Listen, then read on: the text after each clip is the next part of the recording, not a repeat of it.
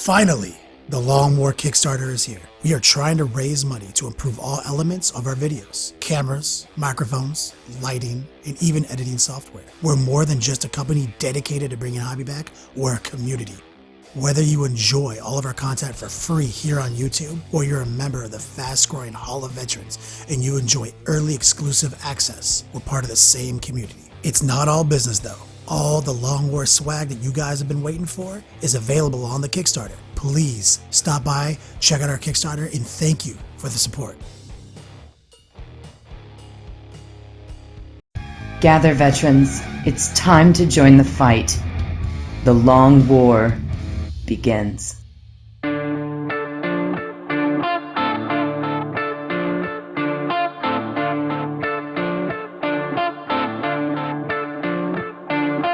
This is The Long War. I'm Robbie B, and joining me tonight is quite the cast of characters. First off, we have my normal partner in crime, Kenny Boucher. What's up, Yo, dog? Super happy to be here. No doubt. Thanks for joining us. And then we have a returning friend of the show, Mike Haspel, holding it down out west. Hey, how's it going? Doing well, doing well. Thanks for being here. Then we have another friend of the show, Austin Wingfield, Night 12. You've seen him in some of the battle reports. What up, man? What's up, man? How y'all doing? Chilling. And we also have some very special guests tonight, Bob and Joe from the Veterans of the Long War podcast up in New England. What's up, guys? Hey, thanks a lot for having us on the show. Big fans, listen all the time. So looking forward to it. Ahoy, friends. This is Joe here. Yo, all right, well, let's get right into it. Ahoy, I like that. Yeah, man. That's got to be some like, New England lingo. That's his signature sign-on. Oh. Yeah, man.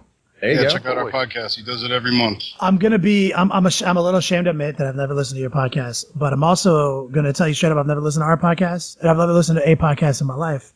Yeah, I don't listen to our podcast either. And actually, I won't listen to your podcast this week either because I'm on it. So. Yeah, can't do it. Can't break the chain. So we have a lot of special guests tonight. Juice couldn't be here. He had some family stuff come up, so hopefully he'll be back here shortly. But we do have tons of things to talk about on the horizon. The episode is called Adepticon. Oh gosh, I didn't write it down. What is it, Kenny?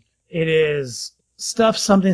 Oh my. Okay. Horus. Hold on, I got this. It's Horus Heresy, Adepticon, and something else. Kickstarter. Kickstarter.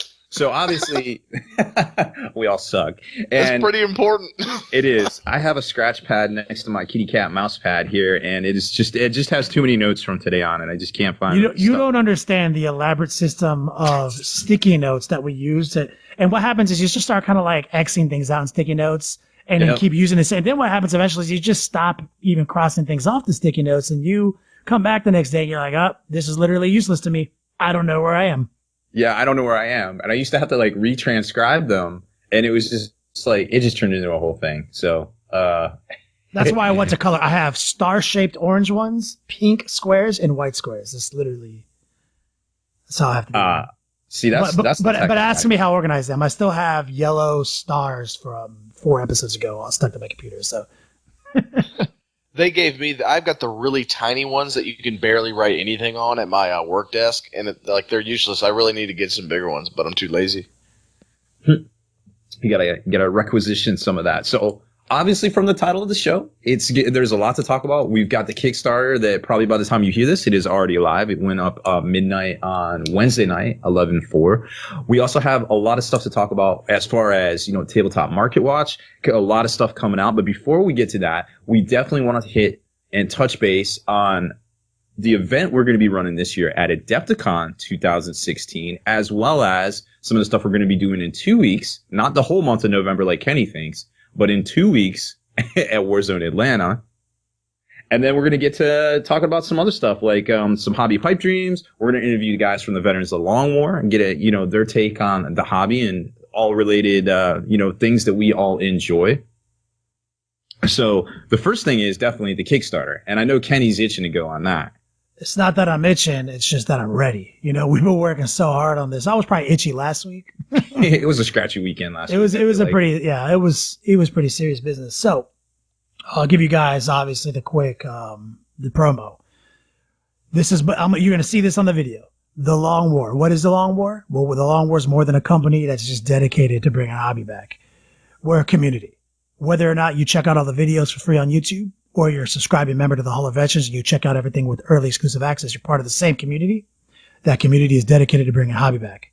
The way we bring hobby back is through our videos and our free content and our paid content.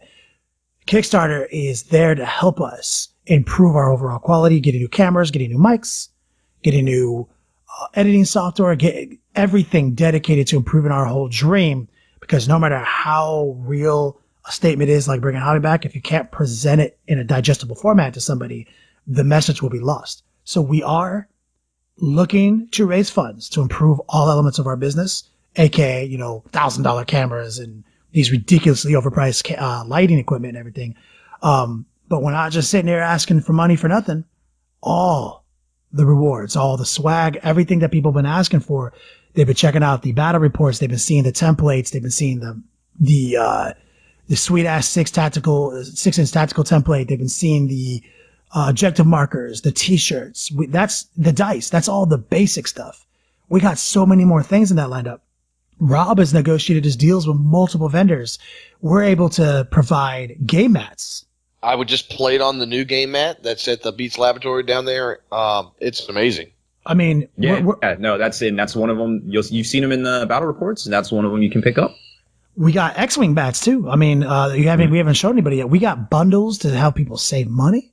We've got interactive stretch goals. We even got some new sponsors in on the show helping us with our mystery boxes for our bits, our basing and our painting themed bits boxes. We've even got some new sponsors involved. We got the Basement Collective guys helping us out with some secret stealth stretch goals that we'll be talking about in some daily updates. We've also got Black Tower Terrain helping us out. And that's going to also be like a stealth. We're showing you as much stuff as we can, but we want to keep it exciting. We want there to be a reason to keep coming back and checking out the daily updates and et cetera. But I'd say the thing that I'm most excited about is the Hobby Delight Mega Bundle, which I believe is the best value.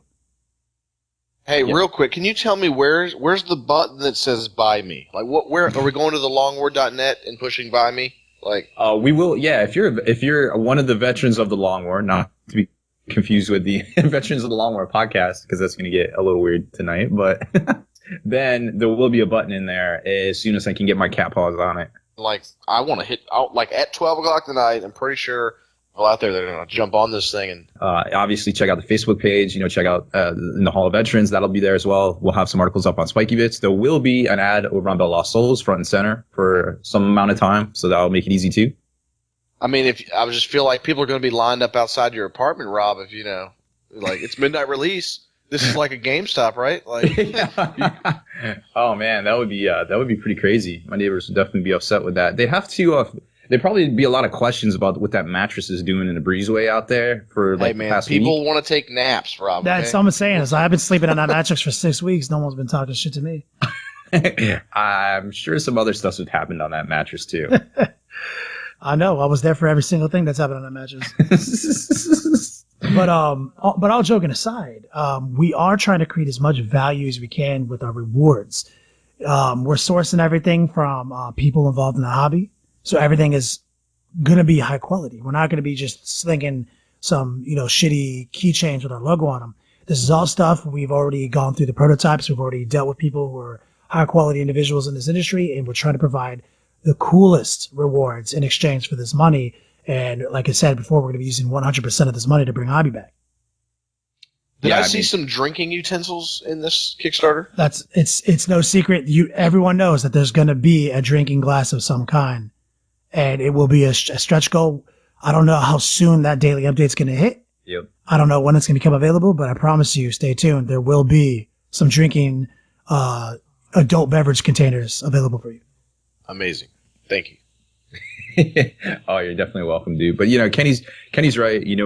That was one of the reasons there was a little bit of a delay is, getting in touch with all the folks, getting the proposals back, making sure we could get it in the amount of time that, we're trying to source everything and, really provide a good quality product for everybody that we can stand behind because, it's us and we want to stand behind it.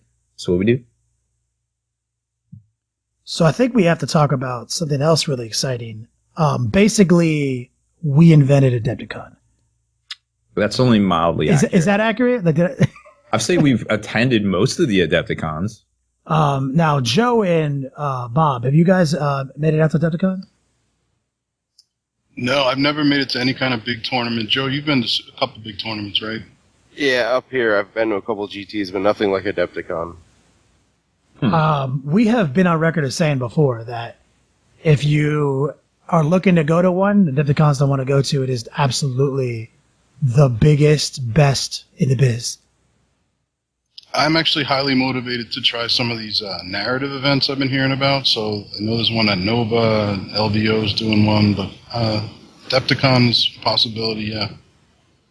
I'm telling you right now, definitely Adepticon is like Kenny said it's like the Super Bowl of the community getting together, and there's so much stuff to look at. There's so much stuff Forge World was there last year, right, Rob? There's just so much stuff to do. It's a hell of a time, even if you're not spending your entire weekend, playing games. Oh, there's always something to do or see or some event to check out. You just walk by it. It's basically the Gen Con of tabletop wargaming. That is an accurate statement. Me and my cats have been going to Adepticon for like 10 years, I think, at this point. And yeah, for a while, yeah. I think we've played on multiple teams together. All the way back since like 2006 or 2007, I think. Yeah. It's been a long while. It's definitely someplace I'd like to get to at some point. So the reason we're bringing it up is that we officially are hosting an event, a doubles team event. Mm-hmm. It'll be the day before the 4-man signature event that made Adepticon famous. They're one-of-a-kind event. That is the biggest event in the world. It's the most amount of people in a room playing Warhammer 40k, period. So we're going to be running a precursor to that event, bringing hobby back themed, Long War style. It will be doubles. So that way we chose that decision because people are going to be flying in with their 4-man teams. They're going to be staggering out based on work schedules. If you're there with your buddy, ahead of the rest of the team, we got something for you to do on Friday, especially if you didn't qualify top 16 in the champions, because only 16 out of 200 people are even going to qualify. So it's you don't have to buy the tickets ahead. You don't have to buy the tickets now. You can still try to get top 16. And when you don't, you go sign up for an event if we still got spots available. But we only got 80 people. 40 teams. Yeah. 40 teams, but we might be able to expand that. But right now, people better be buying those tickets up because that's going to go quick because people are really waiting for this bringing hobby back theme, which is 50% hobby score, 50% battle score in a team environment, and we are going to be directly emulating the 4-man team structure. Yeah, Dude, I just got sorry to step on you. No, you're great. You go ahead, buddy. Yeah, I just got a suggestion from Dave T out in Chicagoland where he was saying that you guys should do one of your battle reports using that format so people can kind of see what's going on with a team tournament kind of thing. Done. We Juice and I already have plans. I think what we're going to try to do is approach Tom Allen and Abe, two people that are familiar with the battle report scene, and these are two of the funniest guys in person I've ever met. And we're thinking about challenging them to a doubles game with some OG chaos, courtesy of Rob Bear's Ironware collection, and we want to film that. Oh, that'd be dope to see. I love how my Ironwares have gotten more play in the last 10 years on the battle reports than they have in real life. Well, shit, they look good, Rob. Oh, thanks, man. How many veterans of the Long War? How many guys are on your podcast? It's really just me and Joe. We're the core. We're the only two that have done it since the beginning, and we're really the only two that are doing it currently. So you guys make a perfect doubles team. There you go. Yeah, I was going to say earlier, when you described the format, up until now, I always thought of Adepticon as very, very tournament, very, play real hard oriented, but that style is exactly scratching my... You know what? It is and I like team games a lot. It is a competitive format there, but they're one of the only big tournaments that are still running heavy hobby scores, a real painting rubric. They have their championship, a singles event. It's broken into 2 days. It's 4 games on day 1, and that's a tournament. That's going to be weighted hobby scores. There's going to be a winner of that tournament, but then the top 16 battle scores move on to the extreme win-loss bracket system. So it's still, even that event, which is one of the hardest core in the land, is still got to bring a hobby back theme. Their signature 4-man event, though, that is so much hobby involved. There's so much theme scores, team spirit scores, painting scores, sportsmanship scores. That is like a spectacle. Like you will never walk in a room and see more 40k awesome than you It's will. amazing. Nice. I'm going to jump in there, Kenny, and like, just because you're going there to play competitive, there's so many people like with these crazy display boards, man. Mm-hmm. And it's crazy. Like that's like something I'm working on is like not real sure what I want to take to AdeptCon yet, but like I'm getting the materials to build the board. I want it to be looking super cool. I'm thinking about, taking my guard, because that's kind of what I'm doing right now. Running a steel host maybe, or, allying with something cool. But that's my favorite part about AdeptCon is just walking down the aisles of display boards and looking at everybody's stuff, because this is obviously like people care about their hobby and they display it at AdeptCon. Yeah, I think that was the first time I was like really awestruck with someone's like paint job and their display board was when I went to Battle for Salvation, I think it was last year. And Jawa Balls was there, and he had like some ice rink with Gene Stealers chasing his Marines around. Like it was incredible. It was the most incredible thing I've seen like in person before, and that was the first time I felt like, wow, like I really want to step up my like display board. Like I've never built a display board, and I was like, I'm kind of intimidated about it because of like the quality that I've seen. I've also seen some other kind of impressive ones too, but that was the first one. I think it was I wish I could remember the chapter. I think it's the Lamenters. Are they yellow? Yellow Blood Angels, yeah. Yeah, and he has this beautiful like check pattern. He did a really good job anyway, but like it was the first time I saw like a display board that had like sound effects and the full package and everything, So Mike Haspel has a whole tutorial on doing awesome. Sound, lighting, syncing for Necrons. Yeah, incredible. I got to check that out. That's actually what the Long War, what one of our Bringing Hobby Back, like the whole video content that we do is about. It's about making the intimidating element of the hobby a little bit more approachable. Like with the weekly painting and airbrush tutorials that I do, the weekly battle reports that break down tactics. We run really hard lists sometimes and really hobby-based lists sometimes. But whatever we're doing, we're trying to break down the tactics and the best way to play and be as candid with our maneuvers as possible. We also do an assembly tutorial or a general's hobby tutorial. We're really trying to give people like the tools to, the scripts to get into this and not just feel so intimidated. Like how many years before you actually go to Adepticon? Well, it's actually not that hard to go if you're only waiting to do a tutorial. I mean, you're only waiting to do a display board. There's literally YouTube. There's a billion tutorials, not just our tutorials, but there's a whole community out there that's ready to go. And even like what we were saying before, you don't even have to play. There's a million seminars that have nothing to do with playing there. Sure. Yeah. I mean, it all sounds great. And I know as far as your battle reports, I've been keeping up to snuff on those. Those are great. I finished up the Eldar one earlier today. I love them. The production quality is great. Everything's just it's fantastic. Highly entertaining stuff. Which Eldar game were you watching? I think that was Captain America, right? Yeah, with the double fire prisms and Oh, I guess that's been live, so we can actually. So that was the first game of the league that we're running right now. Right. Yeah. And so I guess it's not a spoiler anymore. Eldar got curb stomped because they didn't have enough ignore cover to go up against the Raven Wing. It was a rough game actually, just like because it was kill points. Both armies can score a lot, but they didn't get the opportunity. That's just how the dice rolled. But man, that rerollable jinx save's no joke, man. It shows you though too. A lot of people are out there talking like, "Oh, that's a feel badsy." It's like, no, you got to be balanced. The Raven Wing army is a balanced army. It can shoot with plasma talons from 18 inches away. It can get into close combat with the Corvius hammers, and it can be maneuverable fast. And they have jinx saves to cover them up. So the only way to really approach them, if you're a mass firepower army, you better be able to ignore cover. You need to have a certain percentage of your weapons that ignore cover, and you need to have a certain percentage of your units that can fight in close combat. Captain America's Eldar army did not have those things. It was not a balanced army. It was a strength 6 spam shot army, And right. There's so many armies right now that can ignore cover too, so it's not that hard to build that in your list if you're going competitive. And obviously this is a 8-man tournament on camera kind of thing. So it was just it's neat to see that the bikes can help withstand that. You go up against a Chaos Space Marine army with 2 Eldrakes, and you're gonna lose every one of your models though. That's like So like that's why it's you got to be balanced. So you always got to assume that somebody's gonna be like ignore cover. Somebody's gonna have like even if he had a Wraith Knight in his army, like that would have been tough for the the Raven Wing. Yeah, it'd be catching them up. That's for sure. But it's even Space Marines with that one piece of war gear we've been talking about. The Hunter's Eye, yeah. Well, and you start thinking about it. There's that free item to ignore cover.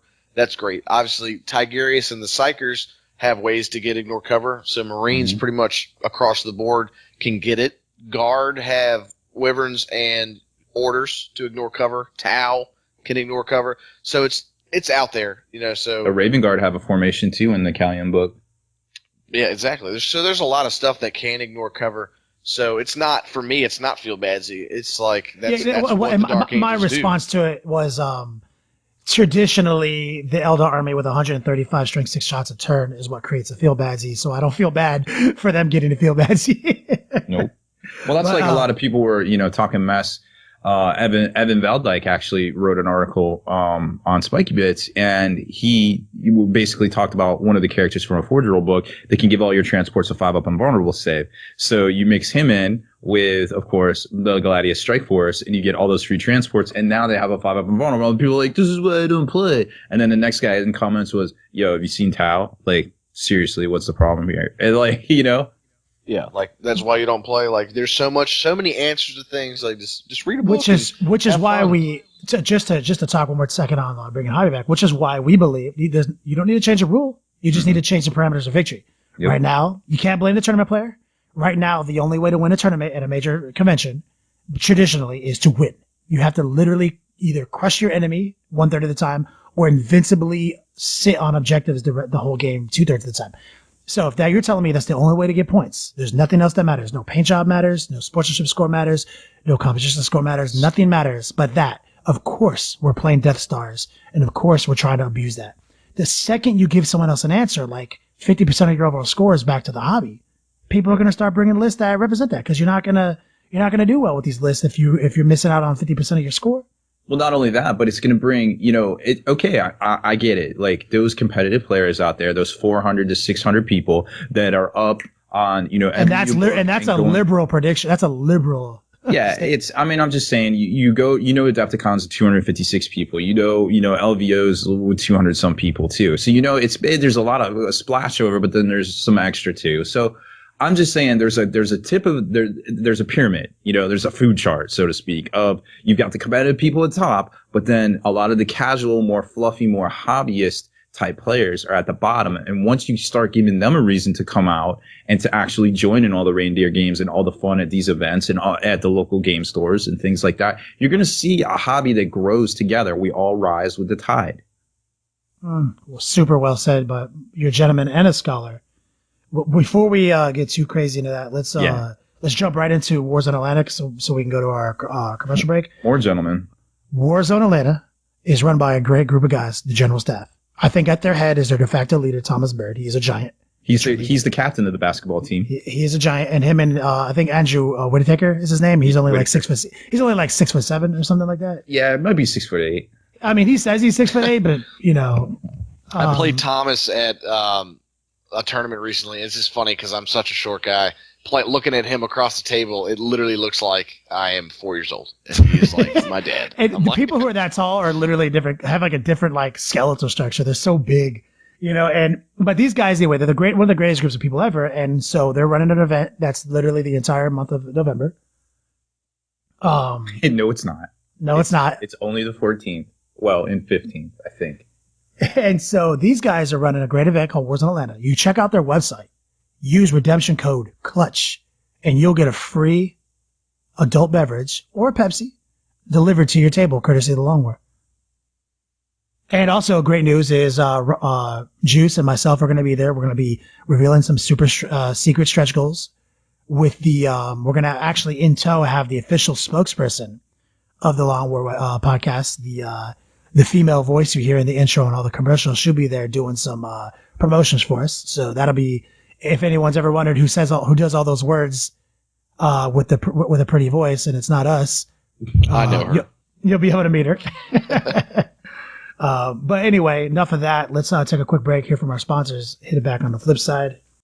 Dear veterans, quickly make your way to thelongwar.net and find out how to reap your hard-earned spoils of this long war. For our allies at dicehead.com have rewarded us all with an extra 6% discount on all dicehead.com merchandise. So stock up, dear veterans, and enjoy. Veterans, have you been by thelongwar.net lately? New spoils are piling up. Sign up at thelongwar.net and claim your code to unlock valuable discounts at your favorite wargaming stores. Our friends at kingshobbiesandgames.com have added to that horde. An additional 5% off their already low prices. Sign up for free. thelongwar.net. And we're back. Rob, what you got for us? All right. So on today's Tabletop Market Watch, it's a quickie. So first of all, everybody knows Horse Heresy's coming out. Check with your local game store this weekend, November 7th, to see if they're getting one of the preview copies that you can check out a week ahead of time. When it goes up for pre-order, you might be able to actually see it. I think there's about 70 retailers in the U.S. we're hearing. The big thing to remember is you don't have to kind of go all in on this thing yet, but the supply that's going to be in the U.S. at least is all that's going to be in the U.S. Until January. So what comes out this weekend is pretty much all we're going to see for the next, till Christmas time. So it may go quick, it may not go quick, but the next wave won't be around until January. But you can check out all the details on all the kit, all the everything inside of it, all the up to the date rumors on if it's a standalone game, if it's not a standalone game, over on Spikey Bits, of course. But right now, obviously, money value wise, it's a great deal. Rob, would a betting man say that some of these Horse Heresy plastics might make it to some of the Long War exclusive gift boxes? I would, if I was a betting man and loved cats, I would say yes. That's a good bet. Heard that. Again, if Juice bets, then Rob loves cats. If Juice is a gambler and Rob loves cats, that's the yes. So that's it's a great sight to see, and obviously I hope they expand upon it. I hope there's more to the release. I hope we see. It says core set, so there might be something bigger down the road. It might be a whole. Did you say corset? Yes, core set. Corset. Like the red corset or core corset? Space set. Core space set. Cool. GW and all their hyphens. I don't even know. I talk too fast. So look for that this weekend, and of course it'll go on pre-order if you're not near one of the stores, and you can check it out. Obviously, one of our partner sponsors, the Dicehead Games, will have it at 25% off on pre-order, I think starting Saturday. So that'll be cool to see. Definitely hit them up. And then also coming out this week is the new, the latest Tau. How did you put it, Kenny? The Tau cash scam. So all of those individual parts to the Tau Tidewall Rampart are coming out separately this week. However, if you add them up together, it's like $100 more to buy them separately. I think Bob is excited about this. Isn't he a Tau guy? That's funny. I knew a guy that used to do a little that, bit, Rob. not mainly a Tau guy. I have a little Tau collection. I'm getting a Ghost Keel, but I'm probably drawing the line there. You're not gonna spend $5,000 on this fortification. No, I'm not spending $5,000. That's fun. We were laughing in the webcast. Our buddy Josh Kinder is back on the Tau kick now. He just bought 4 Ghost Keels and a Storm Surge today. Like, I know that Mike Aspa has a huge Tau collection too. No, I don't. The disdain in his voice is palpable. I have a lot of Grey Knights, Mike, and Inquisition, and a lot of Guard, and good mostly man. An Imperial player. Backbone of the Empire. There you go. Backbone of the Empire. Yep. So speaking of Empire, Mike has an interesting tabletop market watch to add. So Fantasy Flight Games, one of our favorite game companies, they have yet to turn out a bad game. For fans of Star Wars Rebellion, the 1998 PC release, or the later Empire at War, it looks like Fantasy Flight Games is releasing a 4X type board game called Star Wars Rebellion. And it's along the lines of like Twilight Imperium and Forbidden Stars, but set in the Star Wars universe during the Galactic Civil War era. So you're talking Galactic Empire versus Rebel Alliance. Give me the star date on that. What's the star date? I don't. A long time ago. Yeah, I was to say a lot. So it looks like it's going to take about 3 to 4 hours of gameplay, which would put it along the same lines as Forbidden Stars and, again, Twilight Imperium. If you know what you're doing. The only time I played Twilight Imperium, it took like all weekend. It looks like it's going to be for players 14 and up, and about for 2 to 4 players. And you'll be able to control either the Galactic Empire or the Rebel Alliance. This is what really got my attention. I mean, I know Fantasy Flight loves all the little chits and everything like that. They say this is coming with 150 plastic miniatures, and among which are like the regular Death Star from A New Hope, the building Death Star from Return of the Jedi, and the Executor, the Super Star Destroyer. And don't forget everybody's favorite all-terrain transport. Yes, that's right. The AT-AT. Oh. So that should be pretty tight. They're looking to release it around first quarter of 2016. And we know that, the downside with FFG, unfortunately, when they say first quarter, that means any time. That means the last day of the quarter. Yeah, exactly. That's literally the last day. They'll probably capitalize on, obviously the movie's coming out and they're going to be the first billion-dollar company in miniatures. Like, I'm telling you what, though, you just sparked my interest because that all sounded amazing. Mm-hmm. Anytime someone mentions a Star Destroyer, I literally can't hear anything because the Imperial March just takes over my brain. It is. My ears propped up, and I'm a robot. I'm done. Sign me up. The Fantasy Flight ship just activated. Must buy.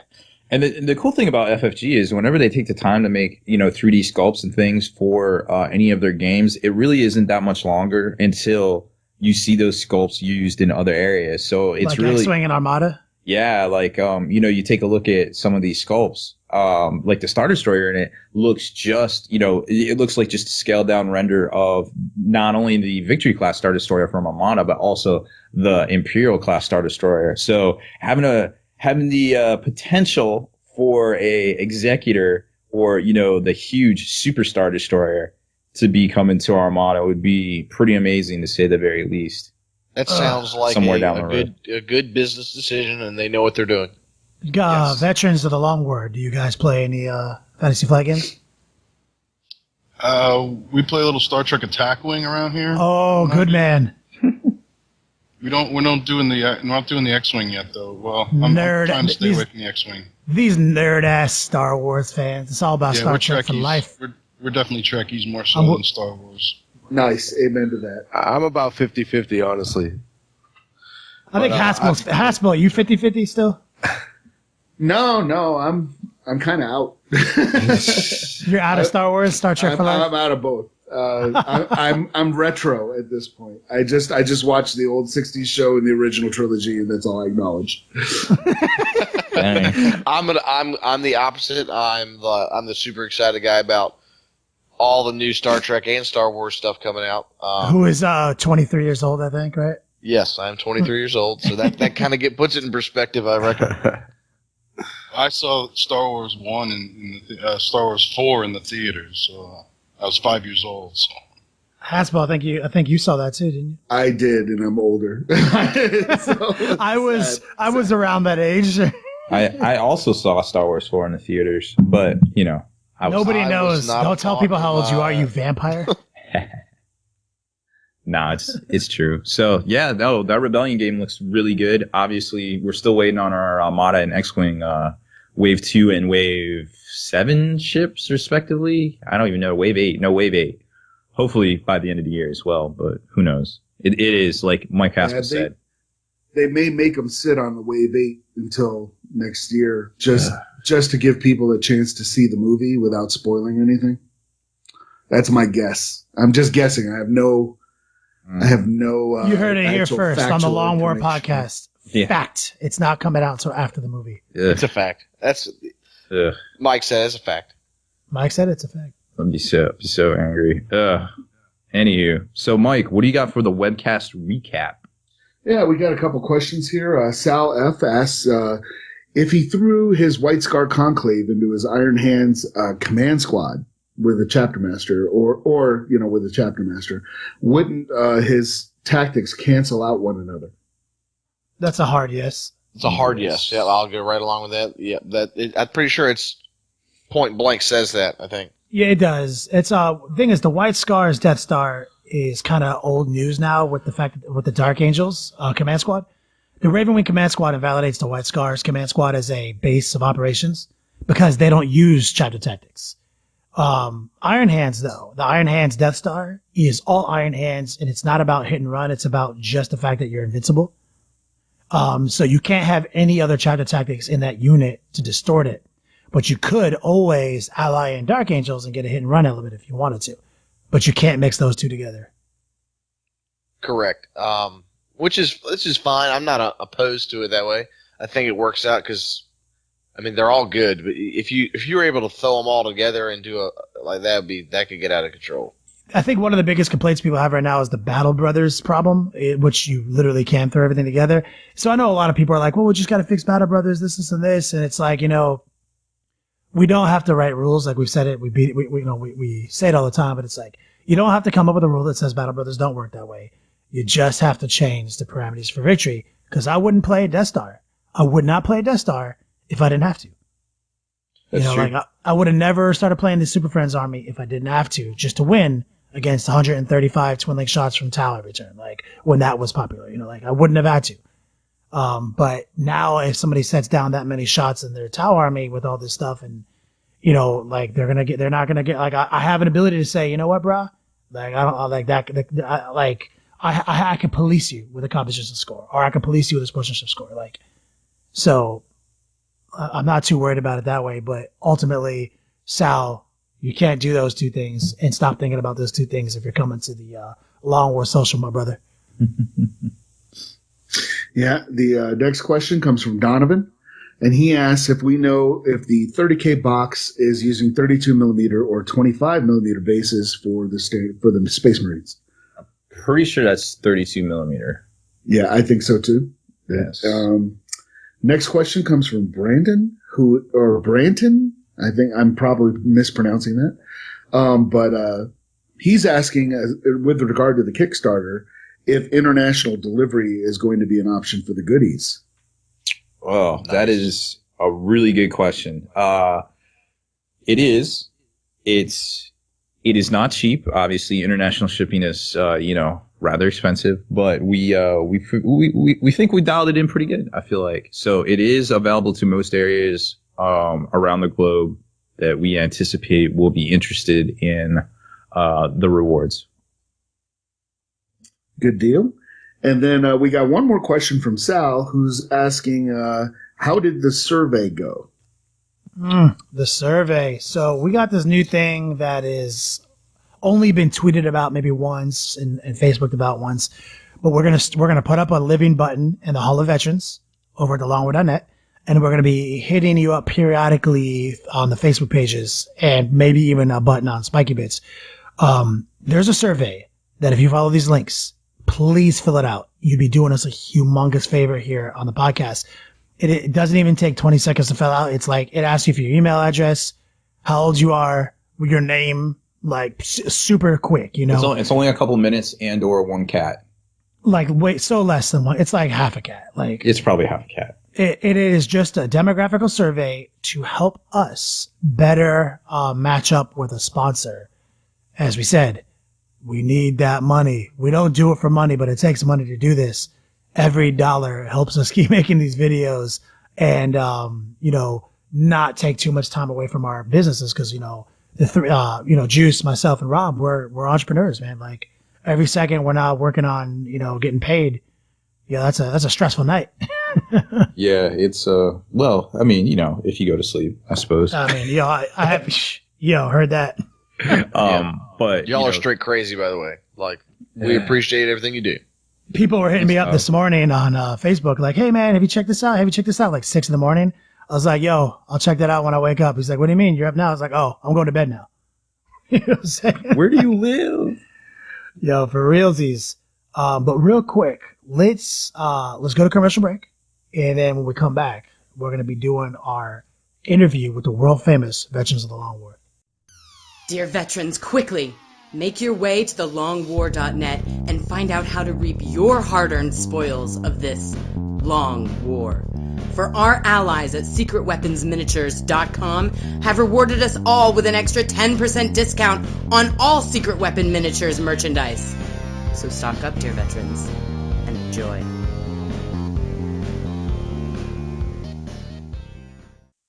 And we're back.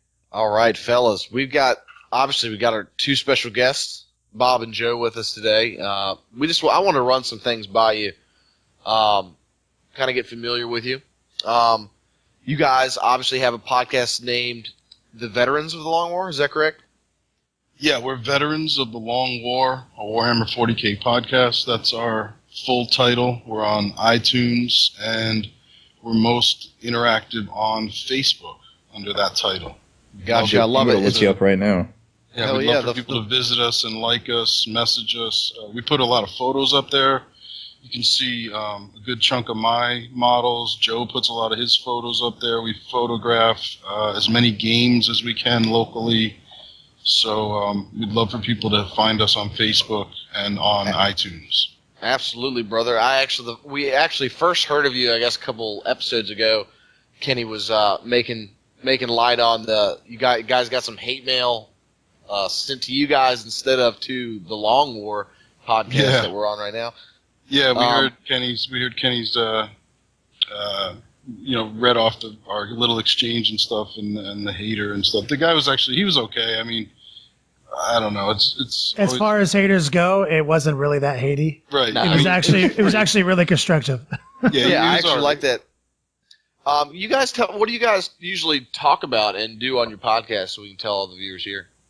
Well, the podcast started when I got into listening to 40k podcasts, I don't know, maybe about 3 years ago. And I just realized there was nobody was making podcasts in the New England area, nothing coming out of New England or even really the Northeast at all. There's podcasts on the West Coast and the Southeast and the Midwest, but there seemed like a void. We have a pretty strong community out here in Western Massachusetts. We're sort of in between Boston and Albany, New York. We're in the Hartford, Connecticut area. Not too far away from Vermont and New Hampshire, actually. So we're kind of in an interesting location. And I just put it out to a bunch of local gamers, and we got a lot of energy locally to start the podcast off. And then we just sort of took off. It's been Joe and I ever since. And we'd love to connect with pretty much anybody on Skype. We've had tons of different guests. We've had random guests. We've had long-term guests. We've had, other podcasts sit in. So that sounds awesome, man. You guys, obviously you've been around for a while, so congrats to you for starting that up. But you tell me a little bit about your local scene up there in Massachusetts.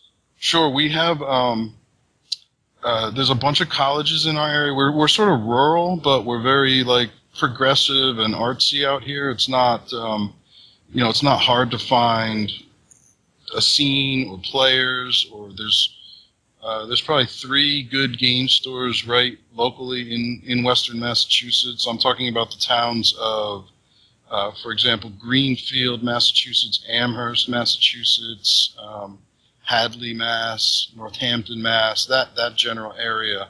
Gotcha. That was my follow-up was about your local stores and stuff. If you guys go to stores and talk to people there, or do you have, we have friends come to your houses and stuff? We have 2 really good stores that have enough space. They have open tables, and they have Wednesday night gatherings. We have one really vibrant, active gaming club. We have local tournaments put on. There's a good scene. Literally every game has a nice little clique. There's Star Trek Attack Wing crew that meets. There's HeroClix people. There's Warhammer 40k is the biggest. There's a Malifaux scene. There's even a few Infinity players that I've seen locally. Yeah, I love seeing different games, floating around local. Yeah, local there's an X-Wing scene. Yeah, so literally, whatever you got, there's a lot of young people, a lot of students, and just nerds of all kinds in this area. So, well, it sounds like you got good energy going on up there. That's good to hear. And obviously, it takes a community to come together. It kind of forms its own identity. So there's also that's pretty awesome, man. Basement scene. Joe lives in a little house, and he's got a basement. They've constructed their own tables down there. He's even started to write his own narrative, so he might want to talk a little bit about that. Yeah, I mean, what you guys like narrative battles versus more of a structured competitive scene? I mean, I like them both myself. People play pretty competitively out here. When I first met Joe, they were playing more competitive. Correct me if I'm wrong, Joe. You guys were playing pretty competitively. You were a little less focused on. This is the long war. I would say definitely. When I got let me kind of explain, because I've talked a little bit about like how we're cellar gamers, right? Well, when I started this hobby, it was 20-something years ago, and it was a table in my cellar, and me and my friends would get around and we'd play 40k, and kind of that part of me never left. So when I got back into the hobby about 5 or 6 years ago, it was by building a table in my cellar and just pulling out my Eldar that have been around forever, and I started getting back into it. And once we started rolling with my group of friends, maybe 2 or 3 of us, we wanted to start hitting kind of the local like tournament area, and actually, a lot of our local gaming stores, like Bob has been talking about, are more of that narratively driven, or at least not really hardcore tournament players. You didn't see a lot of for example, it was late 5th edition, and the first time I went into one of our local stores, I was asking about kind of their gaming scene, and the first question that was asked is, "Do you play Grey Knights?" And I said no, and they said, "Good, because you wouldn't be welcome here if you did." Whoa. Yeah. Ouch. It was a lot of that. It's definitely gotten a lot warmer in the last few years. I think a lot more mature gamers are coming out, and there's a lot less of those like extreme butthurt situations. But yeah, I would say that's really not the case anymore. I mean, yeah, it's much more welcoming and much more warm now. But back to what I was talking about with tournaments, if you drive like an hour and a half to 2 or 3 hours away, you have some of the I guess bigger tournaments in our area. The Battle for Salvation, TempleCon had a big GT for us. I think it's like, I don't know, 40, 50 people, something like that. But you get some of the top players in the country that do come from the Northeast who are playing in that, so you get some good tournament exposure, and that's really what was kind of driving our little cellar scene. Like, I had no qualms about running 3 raid nights until the new book came out. It was just very hard lists, very hardcore playing.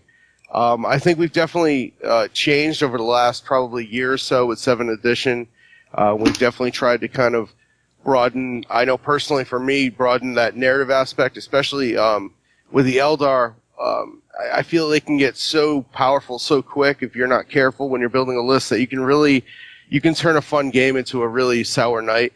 Right. So I've been trying to really kind of build what type of game we're trying to play, and really trying to throttle my list building with that kind of situation. So we're definitely trying to build a narrative in that respect, but it's so unnatural for me because I've always been that tournament player. He's a pilot. I'm right there with you, man. I mean, these guys can tell you I'm the same way, but the way to fix it is what Kenny preaches about. I mean, bringing the hobby back sounds like you guys are doing it. You guys are fighting for it in your own way up there. I can't tell you. I mean, like Austin, I can't say much I agree with that. Like, it's like maybe anybody who's like listening to this show for the first time and like hears me preaching this stuff, it's like, first off, I've been crushing dreams since 1999 at tournaments. Since 1997. Exactly. Like, Dream Crusher Canny. I finally came to this belief structure against my own better nature, which, you know what I mean? Like, I got high to like the removal of hobby scores because it let me just focus on like just true decimation of my opponent. I mean, it's just human nature. Like we talk about, like what's the system, what are the parameters of the game? Okay, let me try to figure out how to break it. Let me figure out a way to exploit it. That's what we do. We've been doing it since the dawn of time. And so all you have to do is just tell us what the parameters are, and then if the parameters have something to do with the hobby, you want people to game that. You know what I mean? Sure. Can I offer you a counter question though? Sure enough. How do you combat that on your local pickup game scene? You know what I mean? I can totally understand that for a tournament. But what do you do for like a local pickup game? I just want to meet somebody for an 1850 at a store. How do you without that deep like pregame conversation, how do you guys do it? Yeah. Serious question. I'm not trying to I'm not trying to be that naysayer. I'm No, serious this is. question. I have a good answer. If Kenny, you want to go ahead? Yeah, straight enough. So I haven't put a lot into that. I've been putting a lot into the tournament scene because that's where my heart is, as I previously stated. But the longwar.net, that's what it's about. It's about reaching. This is like something I've said back in the day. Like, okay, so I used to like Next Level Painting, which is like my painting business. Like, I meet a guy, he commissions me to paint an army, and I make money, and I had changed his life. One day, Rob was like, "You need to get on YouTube because you can do that for thousands of people." Right. And then I was like, damn, that's a great point. Like I can actually like really use like my personal experience to like enrich thousands of people's lives versus this one guy for money all the time. And then I was like, but Rob, couldn't we do that with everything? Mm-hmm. Like, couldn't we do that with everything in the hobby, not just like painting models? And he's like, you're right. And then that's when we started making videos, try to provide people with the scripts, like, but obviously if someone knows the script and someone doesn't, you're confronted with that same situation. So that's why we got to grow this thing. But Austin, you might have something else that I'm not thinking about. No doubt. Well, so very specifics. If I'm showing up to my local game store and I'm not going to bring, let's say, the Thunderstar Cav because that's the obvious feel badsy. But if you don't have the money to buy 2 armies, like I might bring my guard army, to the local game store to play a pickup game. Because people don't look at that and see the destruction, even though my lists are pretty damn good. But regardless of what I'm playing, you're going to have fun playing me. I promise you. Like, that's my thing.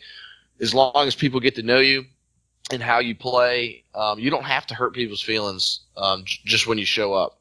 But obviously, if you're showing up with a super competitive Eldar list and people are just butthurt about Eldar in your area, yeah, you just have to let your personality, I guess, kind of get through to them because, honestly, whatever list that they took, they're probably really bad and they're not going to be able to beat, whatever you bring anyway. But Austin, you make a good point there. Like, so I guess I want to say it's my hope that if we can change the tournament scene, because I think a lot of the way people play, even at the local scene, because a lot of people think that locals aren't competitive, but they are, and I think that if we change the entire, conversation to the hobby, then it'll trickle down into all elements of the hobby, not just tournaments and the pickup game scene will reflect the tournament scene. I think it always has.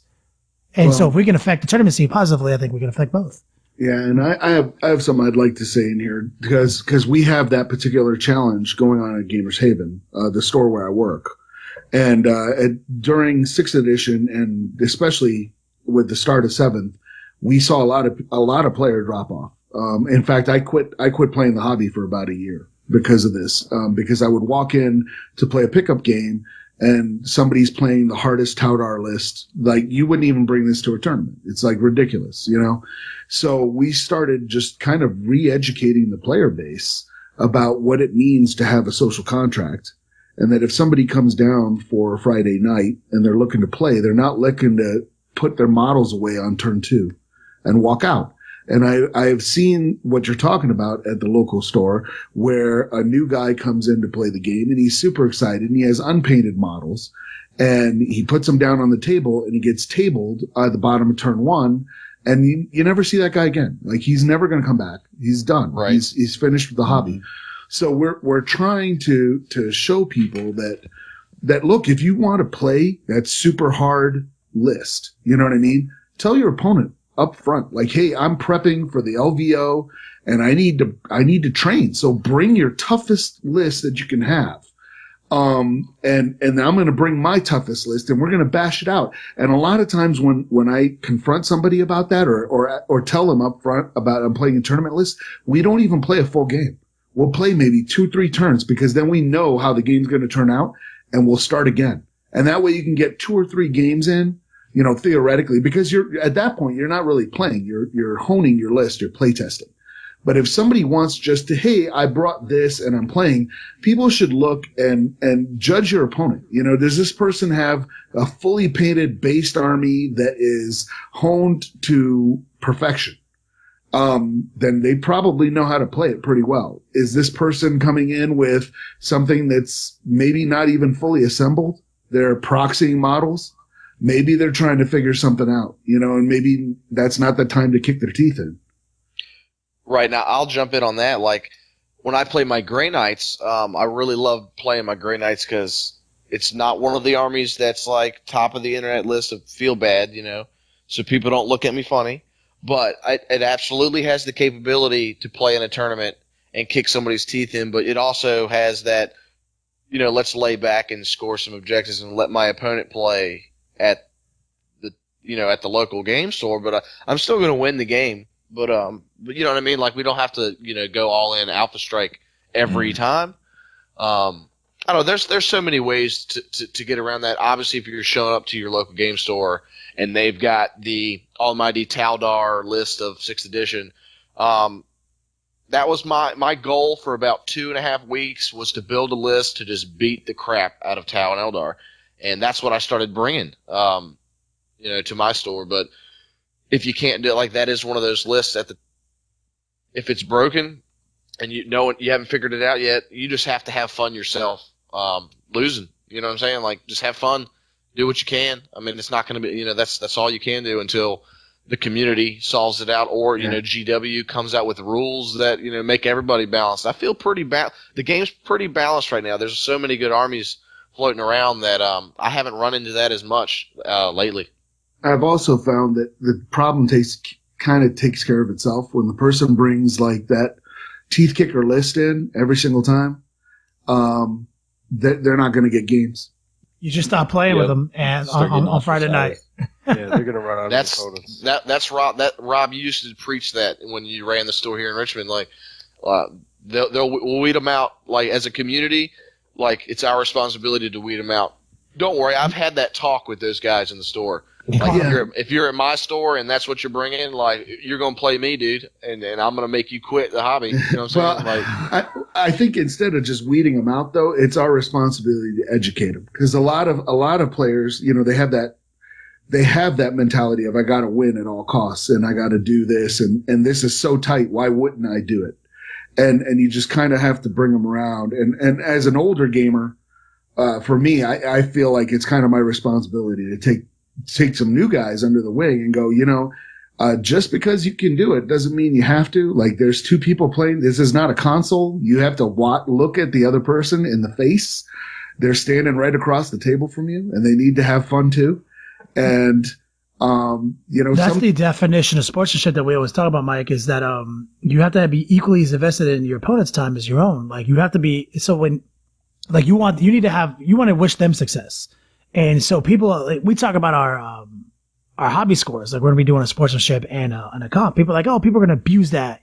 Blah, blah, blah. It's like, yo, literally, man, like, don't focus on that shit. Like, that's our job. Our job is to make sure people don't abuse it. But then somebody hit me up online. They were like, yeah, but anyone could exploit it, because they could just, like, let's say I was going to table you on turn 2. I could just pull back for 2 turns, not table you for 2 turns, like, forget the roll invisibility, and then I can come in on turn 6 and beat you. I was like, you just described being a good sport. Yeah. What's the problem? Yeah, what's the problem? You literally just described being a good sport. Ron Santoni. He was one of the best players of all time. 40k players ever. I have never beaten him. Every single game I played, I can probably remember every single game I played against him, because he was that good of a guy to play against. Yep, he was one of the best. I miss that guy. Oh, so that's exactly my point. You can do both. Like, there's some guys out there that are great at the game, and their hobby and skills are amazing too. But, like, to be a good guy is what I remember. Like, I remember playing against, you because you were fun. More so than the guy that, maybe won the tournament. Yep. Yeah, and that's what it's about. It's about we talk about it all the time. It's about bringing it back to the Magic days, back when you walked into a room and there was nothing but electrifying dice rolls the whole day. Like, it was just all exciting. And that was because we had all accepted composition as part of the game and sportsmanship as part of the game. And the person who won the tournament was the person who was the best at all. And the guy who won all the battles, that guy was second place. That was best general. Like, they've switched that mentally for us over the last, like, 5-6 years, to believe that the Renaissance man, aka best overall, is a side note to best general. So, and because of that, all the hobby scores fell off the map and everything. And so we've done an experiment. We know which one we want more. So now we have to just bring it back to what we like more, which is hobby scores. Bringing hobby back equals bringing hobby scores back to 40K. Yep. And we'll see it here at Adepticon in 2016 on April Fool's Day, in fact. And also to be totally candid, like I'm not knocking anyone's tournaments. Like tournaments are tournament. Like anyone who's got a tournament to bring a hobby back. Like if you're putting in the time and effort to run a tournament, no matter what your guidelines are, you are doing what you can. It's that we just have realized that we, with our personal skill set, can do something a little different to maybe augment the whole community. And don't stop doing what you're doing if you're a tournament organizer out there, and don't second guess yourself. Do what you're good at. The community will tell you what it needs here soon, though. Yep, no doubt. True words maybe have never been spoken on this podcast. I feel like. Well, I think we're getting to about the time I need to jump off here and do some Kickstarter stuff for sure. Yeah, we were hoping we'd have time for a hobby pipe dream with our guests, but we've definitely gone over our hour. We've talked about everything we could talk about. We had a solid interview. We talked about the Kickstarter. I think we did it all. Yeah. I think the only thing we forgot to do was talk about Ravenwing and White Scars. Don't worry though. We did talk about it in the webcast. So go back to the webcast and hear all the glory of the 2 relics and first turn assault. Short version. If you play either one of those armies, buy the Callion book. That's the short version. Yep. Hell yeah. Well, the value in that book is just incredible when you compare it to some of the other expansions out there. So definitely check it out for sure. To Bob and Joe, thank you so much for being on, guys. It was really fun talking to you. Hopefully we can have you on again sometime. Yeah, thanks for having us on, man. I really appreciate it. Yeah, it was great to connect with you guys, meet you in Skype land, and be on the show for a bit. Thanks so much for having us. And please, you've shouted us out a few times. We've definitely gotten some new listeners and some new likes on the Facebook page. So check us out, please. We appreciate the listens. Oh, most definitely. We will have you all's links in our podcast post that'll come out, I think, Friday. So. Thanks a lot. So anybody at home, check them out for sure. Well, like I said, that's about it for this one, y'all. Make sure you head on over to thelongwar.net. That's the home of the battle reports for exclusive content, early access videos, and exclusive discount codes and promotions. Become a veteran of the Long War today. And check out our Kickstarter, which should be live right about now when you hear this. Night, everybody. Finally, the Long War Kickstarter is here. We are trying to raise money to improve all elements of our videos. Cameras, microphones, lighting, and even editing software. We're more than just a company dedicated to bringing hobby back. We're a community. Whether you enjoy all of our content for free here on YouTube, or you're a member of the fast-growing Hall of Veterans and you enjoy early exclusive access, we're part of the same community. It's not all business though. All the Long War swag that you guys have been waiting for is available on the Kickstarter. Please stop by, check out our Kickstarter, and thank you for the support.